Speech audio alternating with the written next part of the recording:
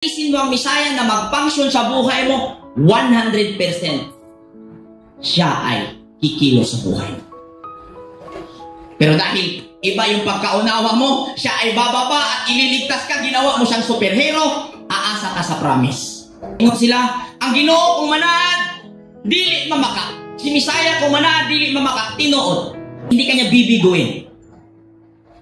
Pero kailangan mong maunawaan kung sino ang Misaya at saan niya tutuparin ang kanyang mga pangako.